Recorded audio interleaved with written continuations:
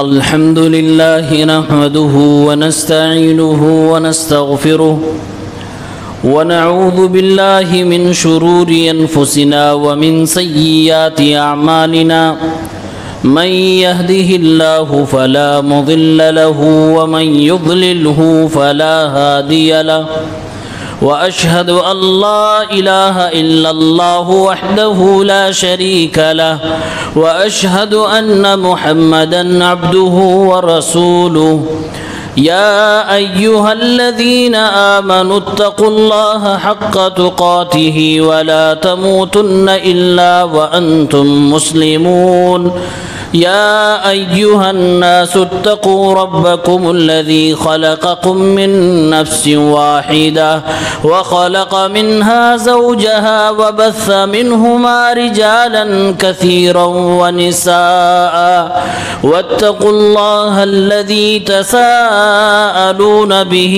والأرحام إن الله كان عليكم رقيبا يا أيها الذين آمنوا اتقوا الله وقولوا قولا سديدا يصلح لكم أعمالكم ويغفر لكم ذنوبكم ومن يطع الله ورسوله فقد فاز فوزا عظيما أما بعد فإن خير الحديث كتاب الله وخير الهدي هدي محمد صلى الله عليه وسلم وشر الأمور محدثاتها وكل محدثة بدعة وكل بدعة ضلالة وكل ضلالة في النار أعوذ بالله من الشيطان الرجيم بسم الله الرحمن الرحيم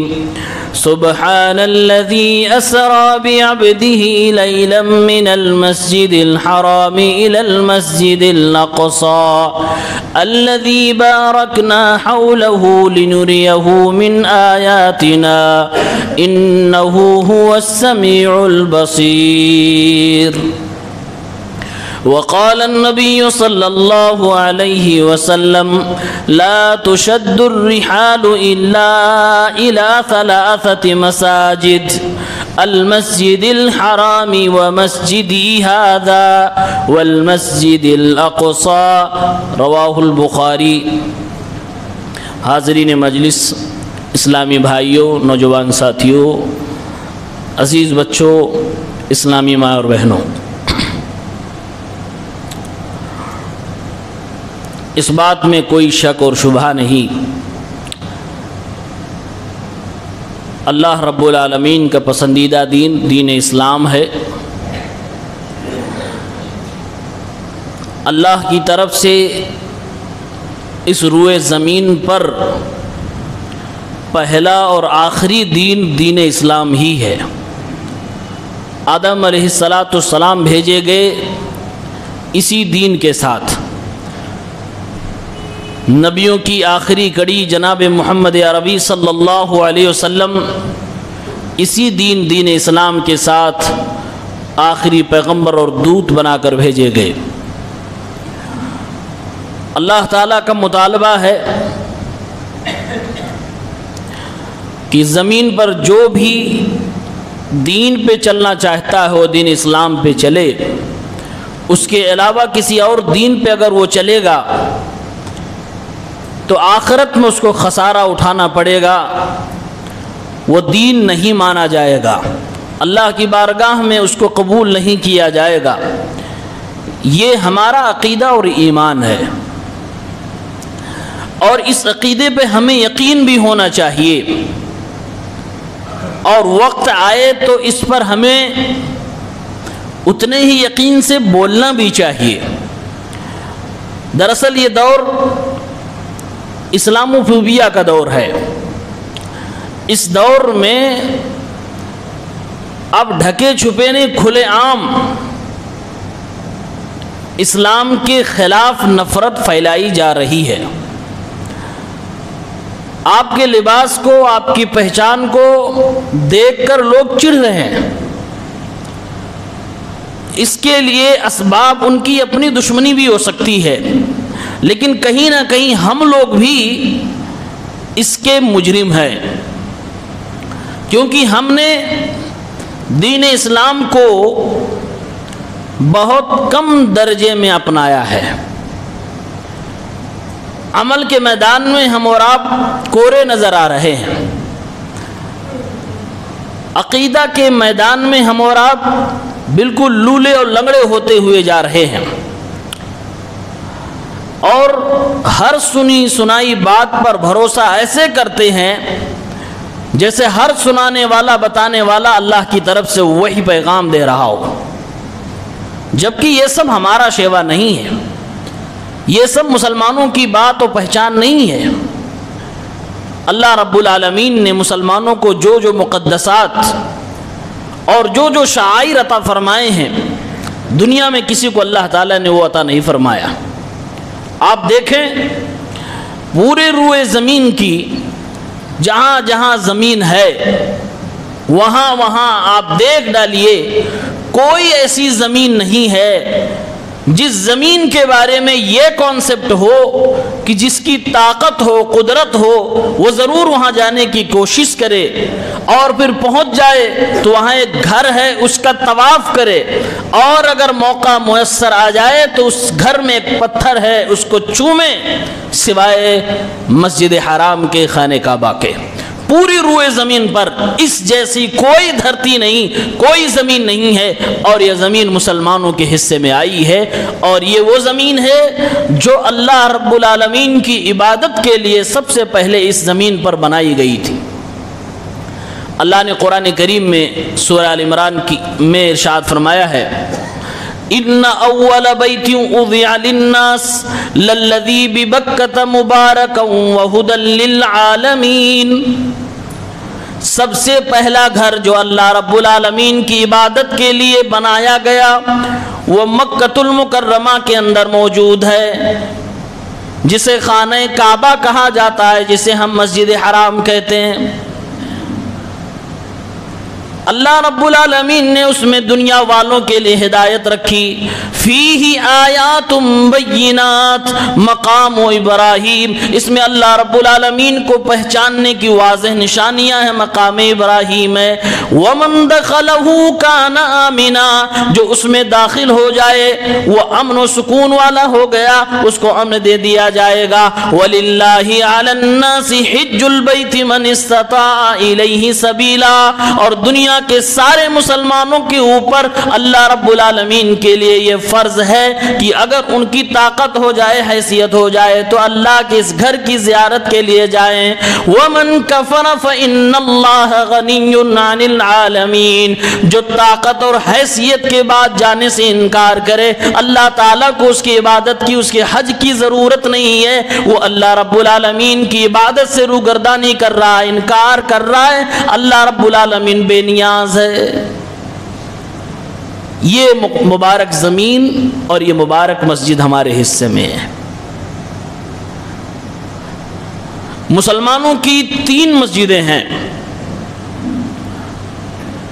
جو مقدس ہے۔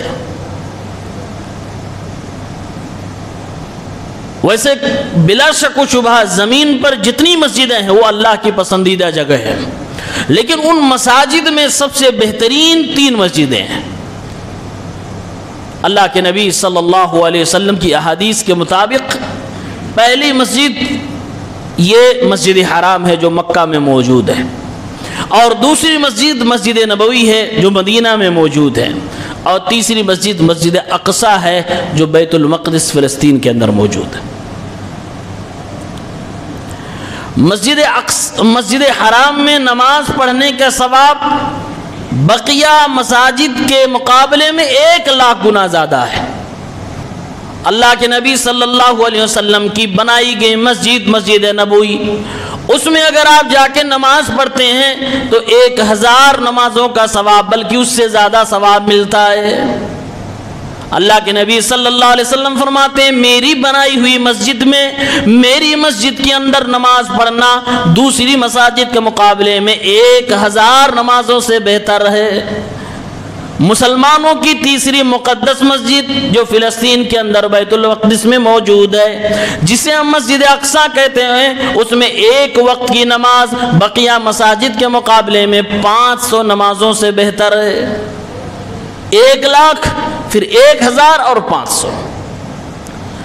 تو مسلمان دنیا کے کسی بھی کونے میں ہو، ان تینوں مساجد سے وہ دلی طور سے اس سے ٹچ ہے، اس سے محبت اس کو ہے، اور وہ اپنی دھارمک سمپتی اس کو مانتا ہے، اور کیوں نہ مانے، اللہ رب العالمین نے اس کو وہ دیا ہے۔ دوسرے الفاظ میں یہ کہہ سکتے ہیں پورے زمین میں اگر سب سے اچھی اور بہتر زمین کوئی ہے تو مسجد حرام کی زمین ہے، اور اس کے بعد اگر کوئی ہے تو مسجد نبوی مدینہ کی زمین ہے، اور اس کے بعد کوئی ہے تو مسجد اقصیٰ جو فلسطین کے اندر ہے وہ زمین ہے۔ یہ تینوں مسلمانوں کی ہیں۔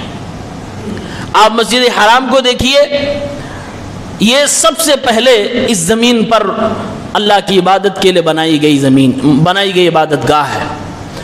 اس کے 40 سال کے بعد مسجد اقصیٰ کو بنایا گیا، اور ہمارے نبی صلی اللہ علیہ وسلم جب ہجرت کر کے مدینہ آئے تو آپ نے مدینہ کی مسجد نبوی بنائی ہے۔ مسجد حرام کی فضیلت یہ ہے کہ اس مسجد کے اندر نماز پڑھنا 1,00,000 نمازوں سے بہتر ہے، جیسا کہ آپ کے سامنے ذکر کیا گیا۔ یہی وہ مسجد ہے جس کے اندر مقام ابراہیم بھی ہے، یہی وہ مسجد ہے جس کے اندر ایک گھر ہے جس کا طواف کرنا مسلمان کے لیے مشروع ہے، حلال ہے اور جائز ہے۔ یہی وہ مسجد جس کے اندر ایک پتھر ہے جو جنت سے لایا گیا ہے، اس پتھر کو چومنا ہمارے نبی صلی اللہ علیہ وسلم کی سنت ہے۔ یہ مسلمانوں کا قبلہ ہے۔ مسلمان دنیا کے کسی بھی کونے میں ہو، نماز اگر پڑھے گا تو اس کا چہرہ اسی مسجد کی طرف، اسی خانہ کعبہ کی طرف ہوگا۔ تو ایک مسلمان کیوں نہیں اس مسجد سے دلی طور سے لگاؤ رکھے گا؟ اس مسجد کی حفاظت، اس مسجد کا امن و سکون کے ساتھ رہنا، ہر مسلمان کے دل میں امن و سکون کا ہونا، یہی مطلب ہوتا ہے۔ ایسا ہو ہی نہیں سکتا کہ اس مسجد کے اوپر کوئی ظالم حملہ کرے اور دنیا کا کوئی مسلمان کسی بھی کونے میں ہو اور وہ چین و سکون سے بیٹھا ہوا ہو، اسے کوئی فرق نہ پڑے۔ اگر حقیقت میں وہ مسلمان ہے تو اس کو اس مسجد سے لگاؤ ہے۔ اور مسلمانوں کی دوسری مسجد 1,000 نمازوں والی مسجد نبوی، جس کو اللہ کے نبی صلی اللہ علیہ وسلم نے اپنے ہاتھوں سے بنایا۔ اللہ کے نبی اس کو بناتے وقت دعا فرما رہے ہیں، اے اللہ رب العالمین، اللہم ان الاجر اجر الاخرہ فرحم الانصار والمہاجرہ، اے اللہ رب العالمین، اس مسجد کے بنانے کا جو اجر ہے وہ آخرت میں اجر ہم لینا چاہتے ہیں، اور یہ انصار و مہاجرین جو ہمارے ساتھی، ہمارے صحابہ ہمارے ساتھ مل کر اس مسجد کو بنا رہے ہیں، اے اللہ تعالیٰ ان سب کے اوپر رحم فرما اور ان کو بخش دے۔ اللہ کے نبی کام کرتے جا رہے ہیں اور دعا کرتے جا رہے ہیں۔ یہ مسجد نبوی جو 2 یتیم بچوں کی زمین تھی، ان کی اپنی خود کی زمین تھی، جس کے اوپر وہ کھجور کے درخت بھی لگا رکھے تھے، وہ چاہتے تھے کہ اللہ کی راہ میں اس کو وقف کیا جائے، اللہ کے نبی کو فری میں دینا چاہتے تھے، لیکن اللہ کے نبی صلی اللہ علیہ وسلم نے اس کو نہیں لیا فری میں، آپ نے مال ادا کیا، اور روایات کے مطابق 10 دینار کے اندر اس کو خریدا گیا، بس 10 دینار میں، اور وہ 10 کے 10 دینار حضرت ابو بکر صدیق رضی اللہ تعالیٰ عنہ کے مال سے ادا کیا گیا، کوئی چندہ نہیں۔ حضرت ابو بکر نے اکیلے 10 دینار اس مسجد کو بنانے کے لیے زمین خریدی، اللہ کے نبی صلی اللہ علیہ وسلم کے ہاتھوں اس کو ادا کیا گیا۔ یہ مسجد نبوی ہے۔ اور پھر اس کو صحابہ کرام نے، حضرت عمر نے، حضرت عثمان نے توسیع کی، 1000 نماز پڑھنے کا ثواب اس میں دیا جا رہا ہے۔ اللہ کے نبی کی ہاتھوں کی بنائی ہوئی مسجد ہے۔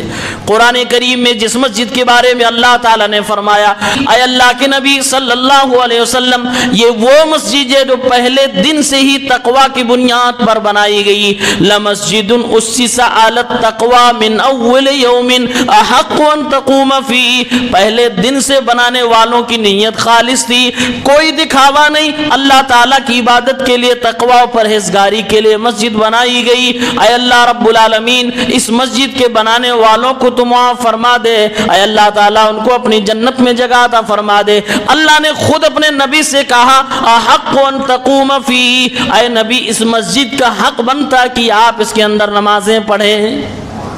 مسجد نبوی دنیا کی جتنی مساجد خلوص نیت سے بنائی جاتی ہیں وہ سب تقوی کی بنیاد پہ ہوتی ہیں، لیکن پہلی مسجد قباء، مسجد نبوی سب تقوی کی بنیاد پر بنائی گئی تھی۔ لیکن اللہ کے نبی صلی اللہ علیہ وسلم نے جس مسجد کو اختیار کیا، جس مسجد کے لیے جگہ کے سلیکشن میں اللہ تعالیٰ نے جبرائیل علیہ السلام کے ذریعے سے اونٹنی کو وہاں پر بٹھایا، یعنی اللہ تعالیٰ کی بھی مرضی تھی، جبرائیل کی بھی مرضی تھی اور رسول اللہ صلی اللہ علیہ وسلم کی بھی مرضی تھی، وہ مسجد نبوی ہے۔ اس سے بھی مسلمان جڑا ہوا ہے۔ اور یہ دونوں مسجدیں جس شہر میں ہوں، جس ملک میں ہوں، ہر مسلمان اس شہر سے، اس ملک سے، اس کے ذمہ داروں سے محبت کرے گا، یہ اس کے ایمان کا تقاضا ہے، یہ اس کی اس مسجد سے محبت کی دلیل ہے، یہ اس کی اس مسجد سے حفاظت اور اس کی نگرانی کے باب میں اس کا تعاون ہے۔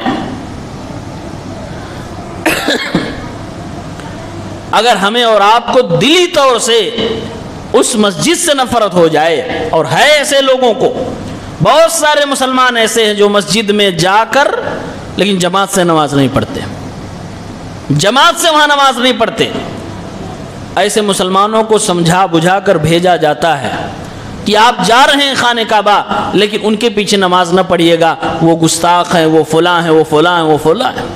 اور یہ مسلمان بھولا بالا سوال بھی پلٹ کے نہیں کرتا ہے، پھر 1,00,000 نمازوں کا جو ثواب ہے وہ ہمیں کہاں ملے گا؟ وہ 1,000 نمازوں کو جو ثواب ہے وہ ہمیں کہاں ملے گا؟ بغیر دلیل و ثبوت کے کہی گئی بات کو مان کر اپنا بہت بڑا نقصان کر لیتا ہے۔ آپ ذرا سوچو، ایک دن میں 5 وقت کی نمازیں ہیں، اگر آپ پورا مہینہ نماز پڑھیں، 30 دن کا مہینہ ہو تو آپ 150 نمازیں پڑھ سکیں گے۔ آپ پورا سال جوڑیے، 1 سال نماز ایک طرف اور مسجد نبوی کی نماز ایک طرف، کوئی حساب ہی نہیں بنتا ہے۔ پھر کیسے آپ ان عالموں کی اور ان بدطینت علماء سو کی بات آپ مان لیتے ہیں؟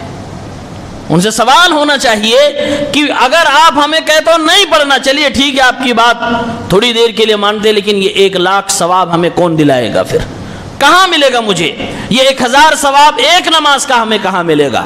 اور الحمدللہ عمرہ کرنے جائیں یا حج کرنے جائیں، کافی لمبا وقت آپ کو گزارنے کا ملتا ہے۔ 1-2 نمازیں نہیں، 10 20 50 40 نمازیں آپ وہاں پڑھ کے آتے ہیں، پڑھنے کا موقع ہوتا ہے۔ لہٰذا آپ اپنی عاقبت اور اپنی آخرت بنانے کی کوشش کریں۔ 2 مسجدیں ہمارے اور آپ کے اختیار میں جہاں ہم جا سکتے ہیں، اور دعا کریے اللہ تعالیٰ سے کہ اللہ تعالیٰ یہ امن و سکون دنیا کے اندر بحال رکھے کہ آپ جائیں اور آئیں، اس کی زیارت کی توفیق ملے، ورنہ دنیا تو چاہتی ہے کہ آپ کو وہاں بھی نہ جانا دیا جائے۔ تیسری مسجد سے آپ محروم ہو چکے ہیں، ہم محروم ہو چکے ہیں، آپ نہیں جا سکتے تیسری مسجد میں جہاں 500 نمازوں کا ثواب مل رہا ہے۔ مسند احمد کی روایت 6644، اللہ کے نبی صلی اللہ علیہ وسلم نے ارشاد فرمایا، سلیمان ابن داؤد علیہ السلام، حضرت سلیمان علیہ السلام جو حضرت داؤد کے بیٹے تھے، سلیمان علیہ السلام نے اللہ رب العالمین سے 3 دعائیں مانگی تھیں، اللہ تعالیٰ نے 2 دعاؤں کو قبول کر کے دنیا میں ان کو فوراً عطا فرما دیا۔ ایک دعا ان کی زندگی میں قبول نہیں ہوئی، یا ہوئی تو ان کو پتہ نہیں چلا۔ اللہ کے نبی صلی اللہ علیہ وسلم فرماتے ہیں وَنَرْجُو أَن تَكُونَ لَهُ الثَّالِثَةُ، ہم مسلمان اللہ تعالیٰ سے امید لگائے بیٹھے ہیں کہ رب العالمین سلیمان علیہ السلام کی وہ تیسری دعا بھی قبول فرما لے۔ پہلی دعا یہ تھی حضرت سلیمان نے مانگی تھی، اے اللہ رب العالمین جب میں کوئی فیصلہ لوگوں کے حق میں کروں، لوگوں کے مقدمات میں کوئی فیصلہ کروں، تو اے اللہ مجھے غلطی سے بچانا، مجھے ناانصافی اور ظلم سے بچانا، میں لوگوں کا انصاف کے ساتھ فیصلہ کرنا چاہتا ہوں۔ اے اللہ قدرتی طور سے میری مدد فرمانا، جو تیری مرضی ہو وہی میری زبان سے نکلے۔ اللہ تعالیٰ نے حضرت سلیمان کی یہ دعا قبول فرمائی۔ دوسری دعا حضرت سلیمان نے مانگی، اے اللہ تعالیٰ ملکن لا ينبغی لأحد من بعدی، مجھے ایسی سلطنت عطا فرما، مجھے ایسی حکومت اور بادشاہت، ایسا پاور عطا فرما کہ میرے بعد کسی کو وہ حکومت کسی بندے کو نہ دینا۔ اللہ تعالیٰ نے ان کی یہ دعا بھی قبول فرمائی۔ چنانچہ سلیمان علیہ السلام ہواؤں کے اوپر بھی کنٹرول رکھ رہے ہیں۔ سلیمان علیہ السلام کی خدمت میں بڑے بڑے جنات اور شیاطین بھی لگے ہوئے ہیں، ان کے حکم سے بڑی بڑی بلڈنگیں بھی بنا رہے ہیں۔ سلیمان علیہ السلام چیٹیوں کی آواز کو بھی سن رہے ہیں، سمجھ رہے ہیں، پرندوں کی آواز کو بھی سن رہے ہیں، سمجھ رہے ہیں۔ اللہ تعالیٰ نے ان کو جو پاور عطا فرما دیا، جو بادشاہت و حکومت عطا فرمائی، آپ کے بعد کسی کو بھی نہ عطا فرمایا۔ اللہ کے نبی صلی اللہ علیہ وسلم فرماتے ہیں مجھے موقع ملا، لیکن میں اپنے بھائی سلیمان کی دعا کی وجہ سے جنات کو کنٹرول نہیں کرنا چاہتا، اس کو قبضے میں نہیں کرنا چاہتا، ورنہ میں کر لوں، اگر میں کر لوں تو میرے بھائی کی دعا میں اثر پڑ جائے گا، لہٰذا میں ایسا نہیں کروں گا۔ یہ دعا ان کی دو قبول ہو گئی۔ تیسری دعا حضرت سلیمان نے مانگی، اے اللہ رب العالمین من خرج من بیتہ لا یرید الا الصلاۃ فی ھذا المسجد، دنیا کا کوئی بھی انسان اپنے گھر سے اگر سچی نیت کے ساتھ مسجد اقصی کی میں نماز پڑھنے کی غرض سے نکلے اور اس کے دل میں سوائے نماز پڑھنے کے اور کوئی مقصد نہ ہو، اے اللہ رب العالمین اگر وہ وہاں پہنچ جائے، مسجد اقصی میں وہ نماز پڑھ لے، خرج من خطیئتہ مثل یوم ولدتہ امہ، اے اللہ تعالیٰ مسجد اقصی میں نماز پڑھنے کی وجہ سے اس انسان کی غلطیوں کو ایسے معاف فرما دینا جیسے وہ ابھی اپنی ماں کے پیٹ سے پیدا ہوا ہے۔ اللہ کے نبی فرماتے ہیں سلیمان علیہ السلام نے یہ دعا مانگی، ان کی زندگی میں یہ دعا قبول ہوئی کہ نہیں ہوئی پتہ نہیں۔ وَنَحْنُ نَرْجُو أَن تَكُونَ لَهُ الثَّالِثَةُ، ہمیں امید ہے اللہ رب العالمین کی ذات سے کہ اللہ یہ دعا بھی قبول فرمائے گا۔ یہ مسجد اقصی جو مسلمانوں کے ہاتھ میں نہیں ہے۔ عمر فاروق رضی اللہ تعالیٰ عنہ جب خلیفہ بن گئے، سن 16 ہجری کے اندر حضرت عمر نے رضی اللہ تعالیٰ عنہ نے اس مسجد کو آزاد کروایا اور اپنے کنٹرول میں یعنی مسلمانوں کے کنٹرول میں لے لیا۔ ایک لمبی مدت تک مسلمانوں کے حوالے یہ مسجد تھی، پھر اس کے بعد صلیبیوں نے اس مسجد کے اوپر قبضہ کر لیا۔ تقریباً 88 سال کے بعد 88 سال غیروں کا اس کے اوپر قبضہ رہا۔ پھر اللہ تعالیٰ نے ایک مرد مجاہد سلطان صلاح الدین ایوبی کو پیدا فرمایا، اس نے پھر سے اس مسجد کو آزاد کروایا۔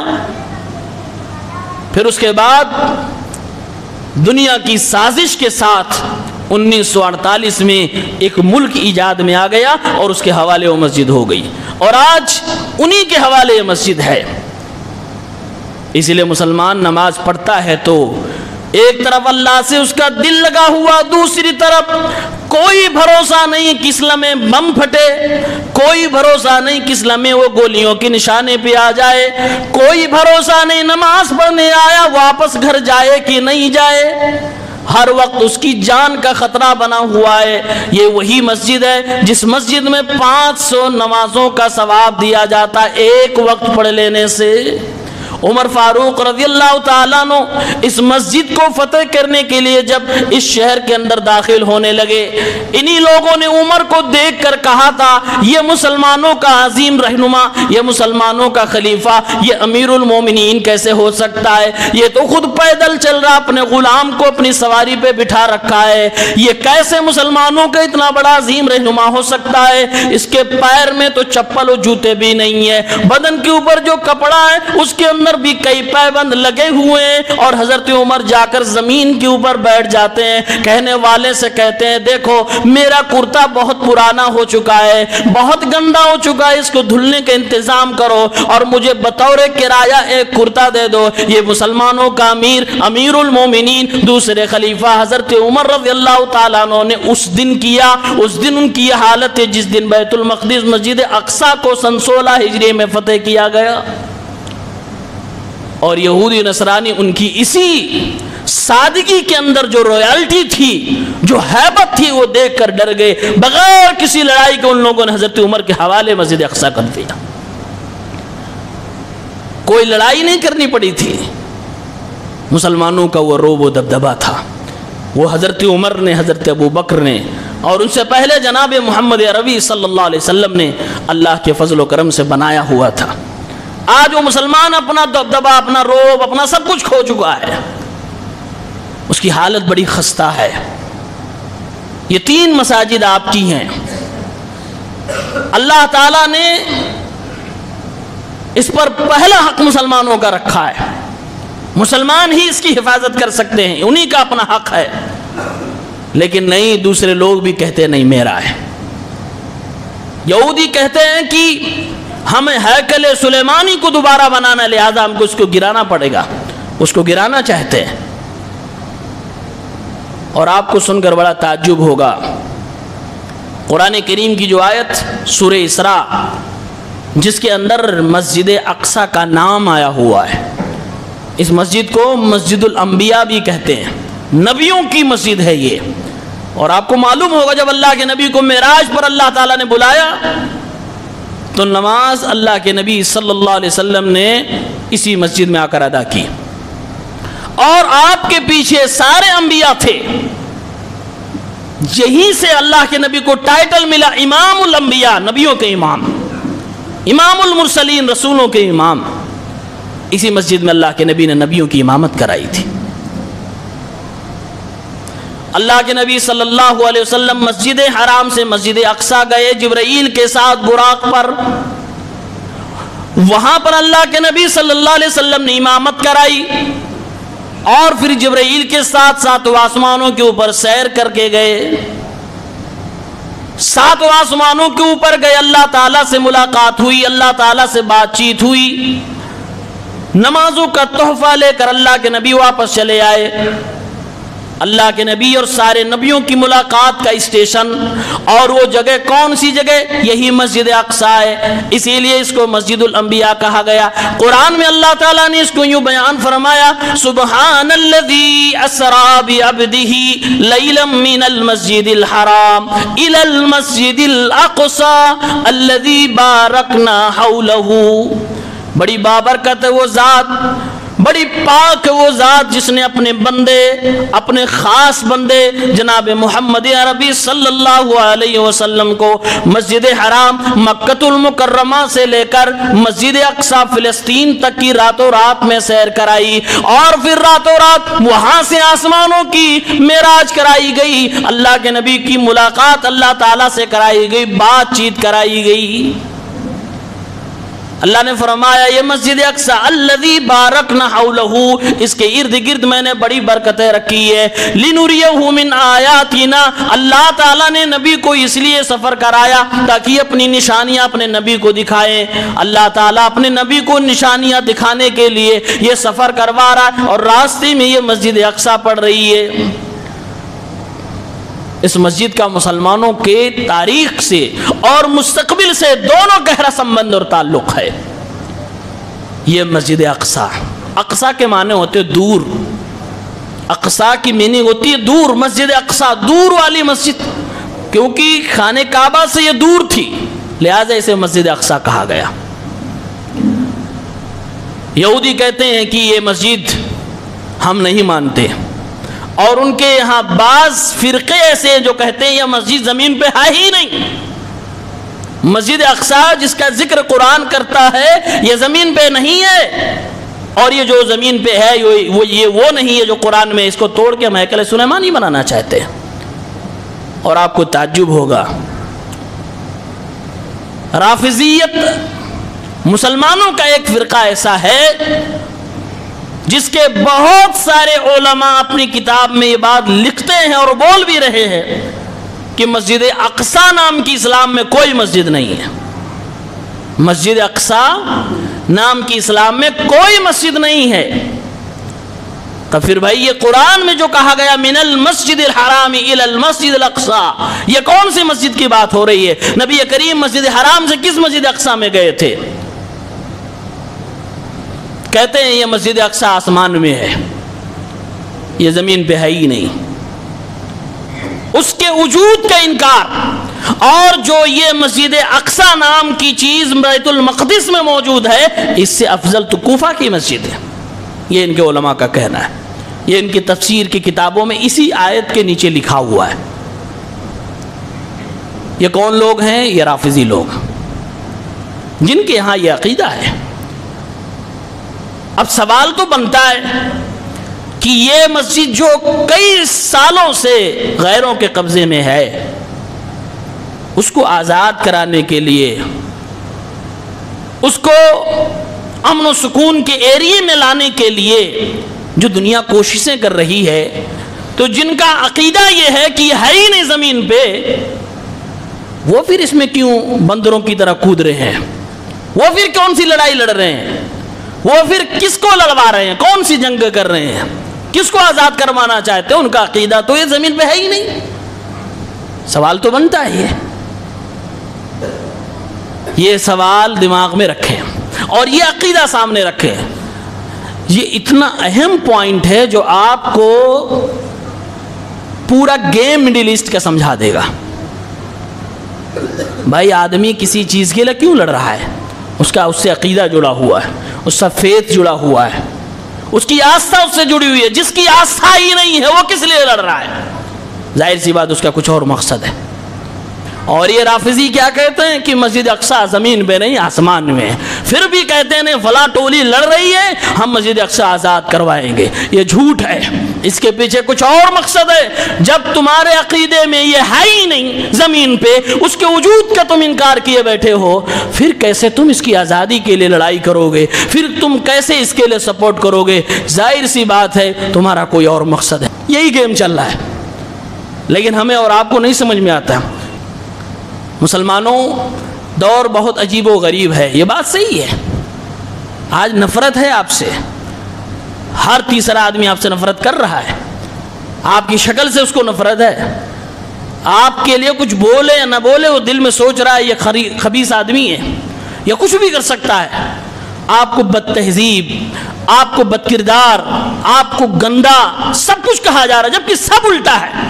سب سے زیادہ صفائی پسند نمازی مسلمان انسان ہوتا ہے، حلال و حرام کی تمیز کرنے والا مسلمان ہوتا ہے، شرک کی گندگی سے پاک مسلمان ہوتا ہے۔ سب الٹا چل رہا ہے، سب الٹا چل رہا ہے۔ آپ کے بغل میں بیٹھنے کو تیار نہیں، کچھ تو ہے وجہ۔ اللہ تعالیٰ سے یہ وقت ایسا ہے کہ ہمیں بھیک مانگنے کی ضرورت ہے، اپنی عزت و آبرو کی، اپنے وجود کی سلامتی کی، لیکن اللہ سے اور یاد رکھو اللہ سے، اور اللہ ہی آپ کو عزت دے سکتا ہے، وہی رتبہ دے سکتا ہے۔ غلط راستے پہ چل کر آپ کو کوئی عزت دینے والا نہیں ہے۔ فساد کا راستہ، بربریت کا راستہ، دہشت کا راستہ، یہ آپ کا راستہ نہیں ہے۔